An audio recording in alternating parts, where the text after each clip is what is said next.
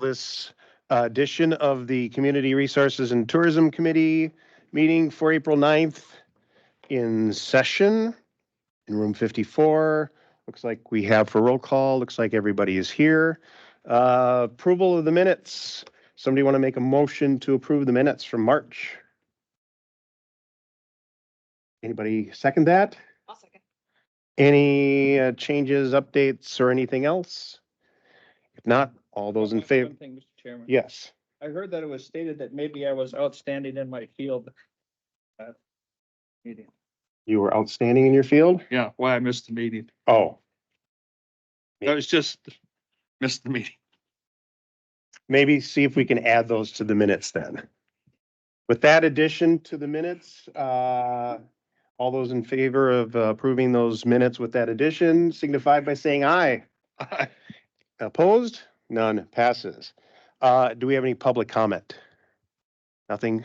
Nobody here? Nope. All right, then we shall move on to our extension staff report from our area director, Kristen. Take it away. Good evening. Well, it's still afternoon, evening. Couple of updates. I did extend an offer to our community development position, and I've gotten a verbal acceptance. I can't announce who that is yet. We're pending a background check and signage of the contract, but I will be able to give that to you next time. But I'm really excited that we had a really strong pool, and during the final interviews, this person rose to the top. Excellent, has some excellent experience with CDI work that we're looking for, bringing partners together, working around issues. So really excited for our communities and actually for our staff as well as we look at, organizing around issues in the community. So that position will start on tentatively, I think it's around May 13th is where we're landing. So as this person wraps up other commitments. We did have another resignation. So Lissa Seefelt, our dairy educator, has resigned her position. So I'm currently talking with the administrators, and we'll probably bring this forward at future committee meetings in terms of what that looks like for replacing. So typically with resignations, as you know, we'll go back to the community. I'll do some focus groups with some partners and with the industry, and then bring that back around, talk a little bit about what the needs are, help with the position description, those kinds of things. So we'll circle back to that. Those of you who are continue to be with us, because we don't have any guarantee that any one of you will be reassigned. And Jim, I'm sorry that you won't be with us moving forward. That was not a good outcome. The annual report, we have turned that in. So our annual report was turned in today. So so be on the lookout for that. I believe Chris is sharing that out. So we've done some work with reformatting that. So I'm hopeful that if you have any suggestions on those, on the layout of the annual report or what else you'd like to see in that, please let me know. And finally, just want to thank the committee for their support over the last 2 years. If, hopefully we'll, not sure what the assignments will look like, but really this particular committee, just want to thank you for your support in the last 2 years. So thank you. I don't believe I have anything else unless the staff has an update that I missed. Okay, thank you. Any questions or comments for Kristen? Larry, anything on the dairy educator?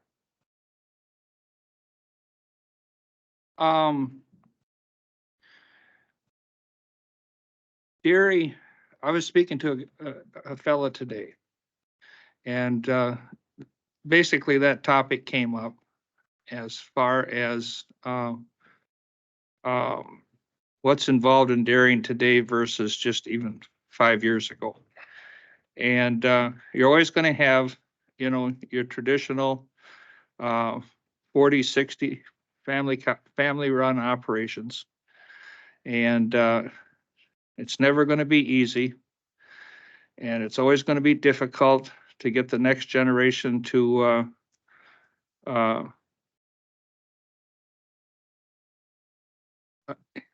hang in there with it like the previous generations. There's a fellow that writes for Wisconsin State farmer, John Onken. And that was the point of, grew up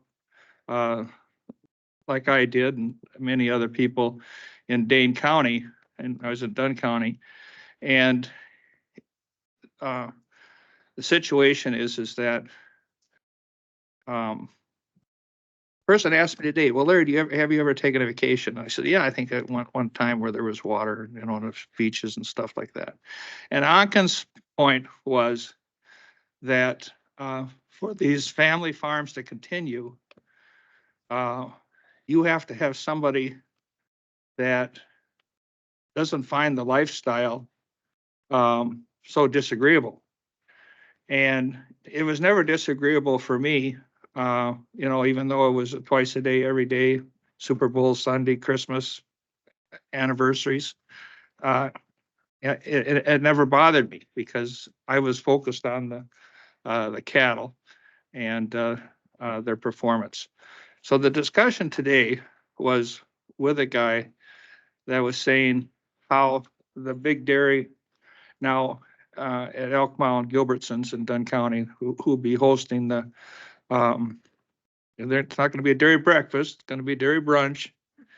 And as soon as they're physically able to add one more robot, they add one more robot. So this fellow was telling me, he says, he didn't really say extensions. He said farmers today need to know what it is in this new adventure in milking cows with robots.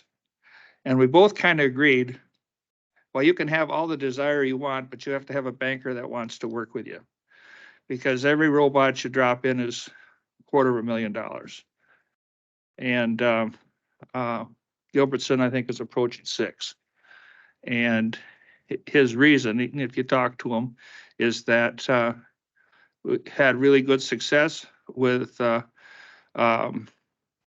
his I don't want to say migrant labor, but Mexicans. I mean, that's nothing wrong with that. And but he says when he can replace the men doing the chores or women with a machine, he will. So I would listen real carefully to someone that comes to interviewing process, and they're telling what experience, whether it's been in the industry or whether it's been, and I don't know what the River Falls and the Platteville's are doing, or Madison, but how up to speed are they on the economics of robots and the operation of robots? So there's my 2 cents worth. Appreciate that. There's just one other update I forgot to mention. Ann Lee started her new position as the 4-H assistant. So she's 2 days a week, and she's hit the ground running. She's doing fantastic. So we're really excited to have additional support in 4-H. So thank you. Any other questions or comments for Kristen? Anybody have any comments, or there you got the written reports from the agents? So if there's anything there that you wanted to ask about. If not, we're going to move on to our educator presentation from Margaret Murphy, our horticulture person. Good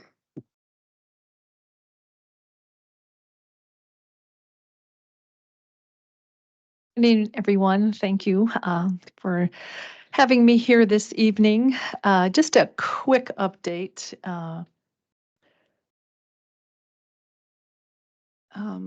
There we go. I wanted to give you a brief review of our 2023 season. A big part of my job, particularly through the growing season, is answering questions on lawns, landscapes, gardens, and so forth. We often refer to that as diagnostic questions, but it really goes far beyond just people looking for some help with disease or pest issues. We have a lot of questions on just what do I do with my new home and my landscape here. So in 2023, I fielded approximately 344 individual calls talking to people about their whatever question they had. It's a nice opportunity to go one-on-one with people and talk with them, because one of the things that I really push is best practices. And so it's a nice opportunity to get to know what they need, what they know, and how I can help them. So about half of the initial contacts that come into the office, half the people will contact us by phone. And then the next is about a third will contact me or perhaps one of our operations staff by email. Trees and landscape questions about how to do native or sustainable landscapes, those come in mostly early in the season when people are thinking about what to do this coming year with their yards. So that's January, April. Get a lot of soil questions this time of year, actually May and June, but now we're getting them now because the weather has been so weird. And then a lot of our fruit questions will come in September, December, which if you want to protect your crop from pests or diseases, they really need to do that early in the season, but people don't recognize that they have an issue until they see that fruit. And so that's when we usually get questions in September, December, and help them with what they can do the following year. Where I'm supposed to, oh, there we go. So regionally, we did an end of season survey, and it was done statewide, but just looking at regional, just looking at the 3 counties I serve, the top topics that came in were again about plant disease. Plant ID is also a very big area for people, and then just basic garden planning. 83% of all the people who responded to our survey rated our service as very good, 10% as good.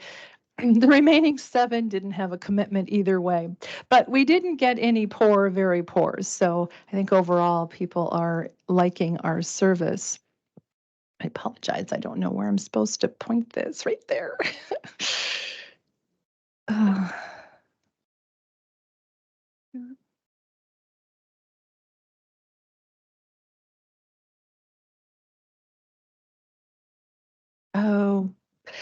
Oh, thank you. And when we asked for client comments, 83% reported that they had changed or adopted new garden or landscape practices as a result of information they had received. And that really mirrors one of our main goals, again, in teaching best practices. We are excited when they learn new things, and as a result of that information, they adopt new gardening practices that are hopefully going to be easier for them to do and better for the environment and so forth. We have a number of client contacts. I won't go through some of the comments. I had some of those in the annual report as well. But overall, the clients consistently praised us for our service, emphasizing that we're very efficient, we're very knowledgeable, and we're very friendly. We got friendly a lot. And I think that's not only me, but that is a shout out to our operations staff like Melissa and Andy in Eau Claire County and Amber in Chippewa County, because they often take the initial calls before they send the message on to me. So people are really happy with how nice we are, but also how caring we are and knowledgeable we are. Some of the programming I'm doing in 2024 is container gardening. Small space gardening, container gardening continues to grow as a huge trend. And it's mostly for middle-aged to older people who are doing that. And that makes sense when you think about as they're trying to downsize their garden and their time, or they just may not have the mobility as they used to. So they're downsizing. So we do a lot of outreach on container gardening. I've gotten a few requests to do more with bird-friendly landscapes, native plants and pollinators. Vegetable gardening, always every spring, I do a number of talks on vegetable gardening, both in containers as well as in ground or in raised beds, as people enjoy growing a lot of their own food. Herbs, spices. I've also been getting quite a few requests to do talks on the benefits of gardening. most gardeners know the benefits of gardening, but we talk more about the research behind what really, how gardening engages us mentally, emotionally, not only physically, but also socially. So we talk about that. And then, of course, I continue with my youth gardens. I'm doing that here in Menominee with the Boys and Girls Club at River Heights Elementary. This year, they have 6 raised beds. This year, we're going to do a global theme. And they asked me if I could expand my gardening classes to cover some of the winter months. So we're focusing on some of the global, where do our plants come from? Some of our most commonly grown garden plants. Where do they come from throughout the world? And then also we're talking, we're getting seeds started for our raised beds and other things like that. So that's been a lot of fun. Interestingly, too, the Boys and Girls Club, they have a program now with the middle school. They've been there for 2 years. This is their 2nd year. And the middle school also has a very nice garden in front with a lot of raised beds. And they have a nice work table, a composting area. But unfortunately, they don't have anyone who can work with that garden through the summer. So they have reached out to the Boys and Girls Club to do some summer programming with their garden. And Boys and Girls Club reached out to me, so I will be working with the middle schoolers as well on some of their garden. We only anticipate 10 students for the summer this year, but I'm looking forward to working with them as well. I continue to work with ADRC on dementia-focused programming. That I do primarily in Eau Claire, but I also work with Carla, who is the dementia care specialist both in Menominee and Chippewa Falls as well. So we're doing more programming, or we're talking about doing some programming together.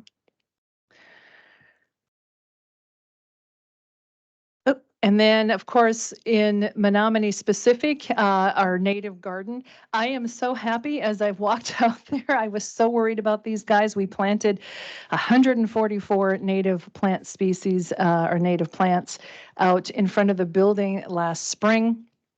And I was so worried that because we didn't get much snow, they wouldn't have that wonderful insulation layer to get them through their first winter. But I walk out there and I see some green popping up. And I also, our little prairie smoke has got buds on it. So they came back and they're ready to spring. So Melissa, Hannah, and I, Hannah's our master gardener volunteer, we are going to do some work out there this Friday and just cleaning up the old growth so the new growth can come in. So I'm excited. We do have some that have come back.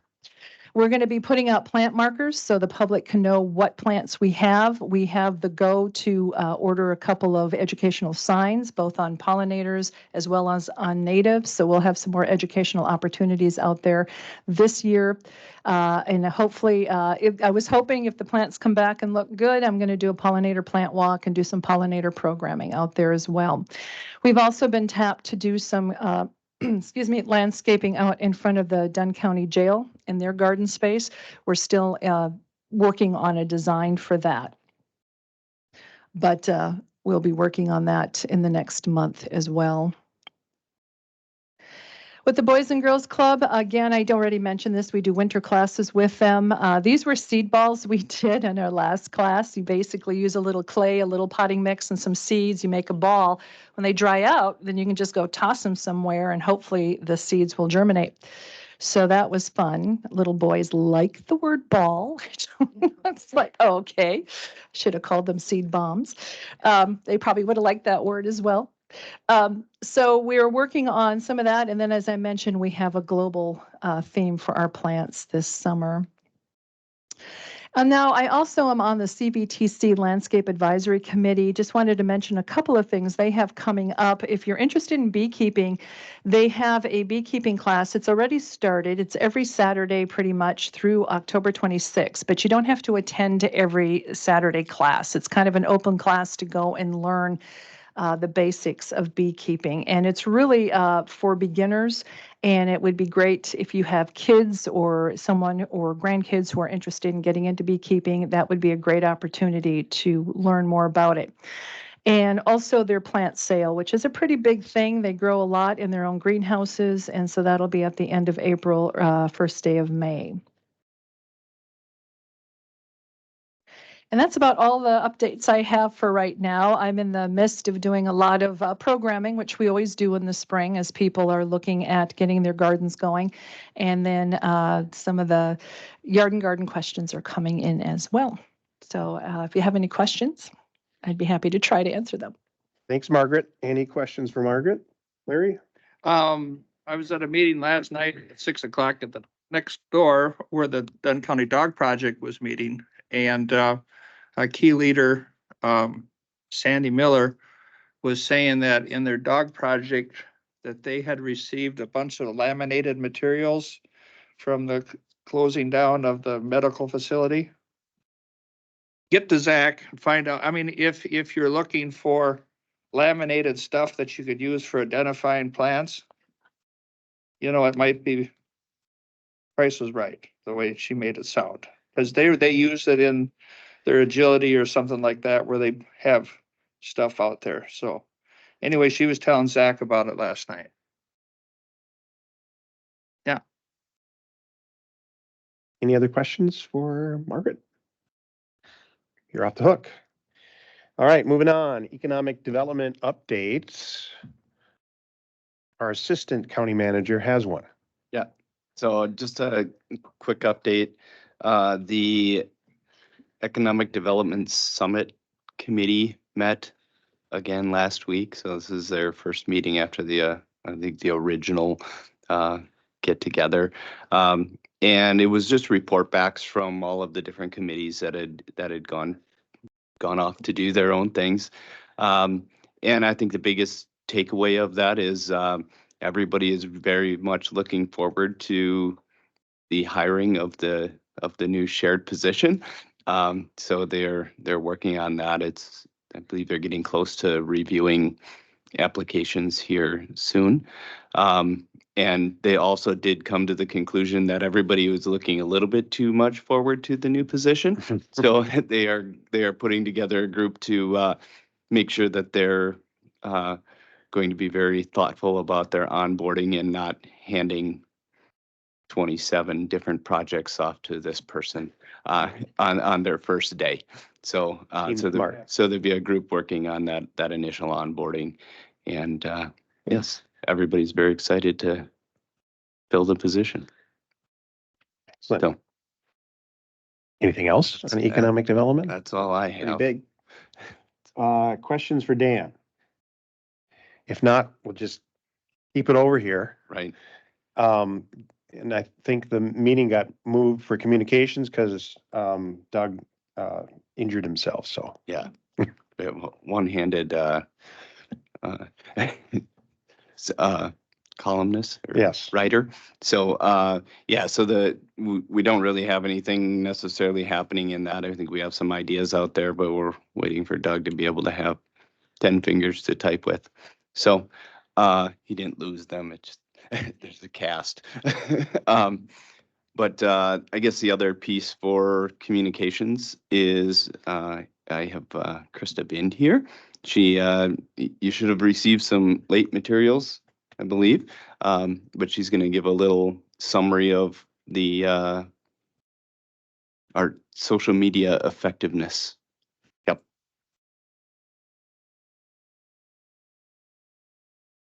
And she did take a wonderful picture of the eclipse yesterday. It was on Facebook.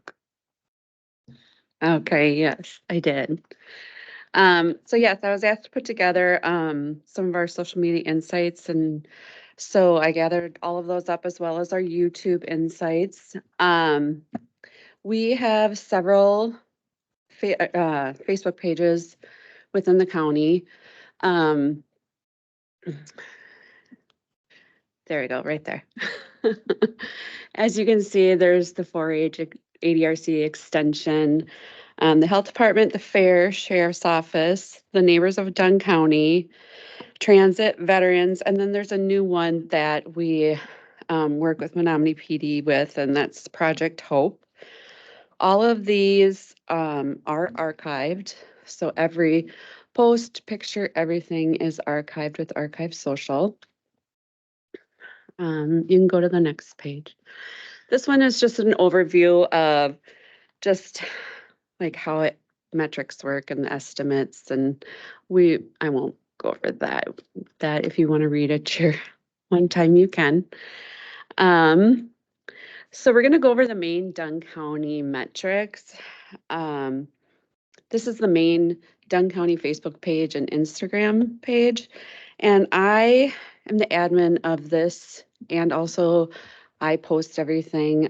So departments will send me content. Sometimes they'll send me graphics. If not, I create the graphics and come up with the content and add all that there. So this is from the time frame of January 1st to March 31st.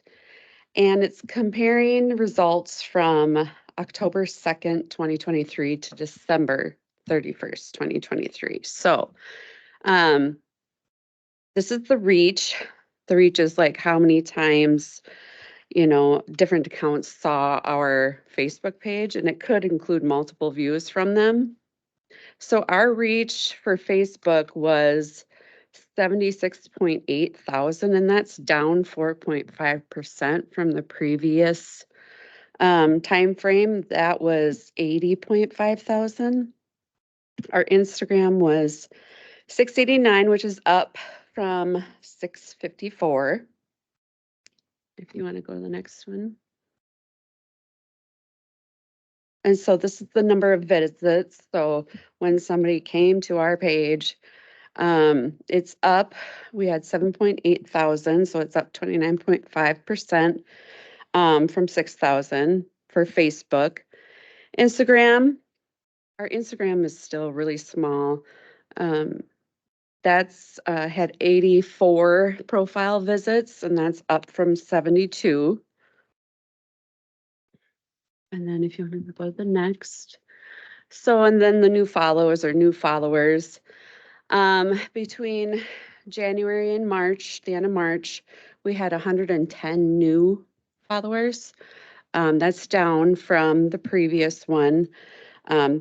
Not by much. That was 113 on our Facebook page, so it wasn't down too much. We had 27 on Instagram, previously 21. When I first started here in 2013, we only had 150 people who liked our Facebook page. So it was quite small. And now we're up to 7,191 was what I looked at today. So it's getting there. It's growing really well. I mean, that's a lot for a government. It's hard to grow a government Facebook page or Instagram page. So this is our audience. A lot of our followers are women. 74.4% are women. In the age range, the most popular age range between men and women is the 35 to 44, and the second is the 45 to 44 years. And our top cities for Instagram and Facebook are Menominee, Colfax, and Eau Claire, which, you know, but then if you look at the top countries, United States, Philippines, Australia, Canada, so there's a lot of different ones in there. And then I also pulled the insights from all of our other social media accounts. And just so you can look at it, and I didn't put the total likes on each of them. So I did go through that. So for 4-H, they have 648 likes or followers. EDRC has 345. Extension has 931. The health department has 133. The fair has 5.5 thousand. The sheriff's office has 21,000. Theirs is very popular. Transit has 789, and the neighbors have 1.8 thousand. And veterans has 557. And then the Project Hope is the new one, and they have 109. So they're all growing, which is fantastic. And I also pulled the stats for our YouTube channel, and it's within the same time frame from January to the end of March. So we had 6,076 new views, and the watch time hours within there were 1,016.6. We had 13 new subscribers. The most popular age range was 55 to 64. And again, the females were, most of our viewers are females. I did pull stats for the lifetime of our YouTube channel. We have 702 total videos. So obviously there are a lot of committee videos. There are other ones, but the total views are 38.4 thousand. Total watch time hours are 8.5 thousand. We have about 268 subscribers. And the impressions, so it's how many times somebody looks, like you see a thumbnail on YouTube, when you're scrolling and you see it, just the thumbnail of the video, 785,525. So it's a lot of numbers there, but I know you guys all received the packet, so if you want to look through that, you can. My contact information is on the back, so if you have any questions or want to get a hold of me or anything, but so starting out with April, we already have 26 new likes on Facebook, so we're off to a good start for this next few months. So does anybody have any questions? Any questions for Krista? Excellent. Maybe not a question, but I really liked the eclipse post. What was you had some other posts that went viral. It was the sheriff's department. Do you know what I'm talking about? It was maybe about lights or something like that. Oh, I did the April Fool's one. It was from a while ago. The sheriff's office could have some, like all the other Facebook pages. I am the admin of them. So I make sure they follow policy. I kind of look to make sure comments are appropriate if they're not catching them, but they all have their own editor. So they all put their own content out there. So they could have had one that went viral. There's a lot of them that I can't maybe don't remember. Yeah, but anyway, like this is maybe just a personal preference, but I like it when government pages get a little humorous. I do too, Like yeah. one of my favorite is there's this regional sewer district on Twitter that I follow. Anyway, so I'm in favor of things getting a little funny from time to time because I mean this is useful, right? Because it gets it in people's feeds and then they start liking It does. So yeah. Anyway, I I like agree. what you're doing. Thank you. Anybody else? Okay. Oh, thank you. Thanks, Thank Krista. you. All right. Back over to Dan with broadband discussion. I don't know if there were any real updates between our last meeting and this one. Nope, not really anything new going on in the broadband world. Still waiting on the NTIA to It still hasn't. to Okay. approve that grant, and the Public Service Commission did release their letters, so they've officially told people that they got the grants, but we already knew it, so. Great. All right. Maybe we'll get an update on that perhaps next month. Moving on, really no updates on Dunn County tourism to tell. No consideration of actions. Tentatively, the next meeting is going to be Tuesday, May 14th, but that really depends on who chairs it and what they decide, what makes for meeting time. But that's tentatively the next meeting, and that concludes our meeting. Thanks.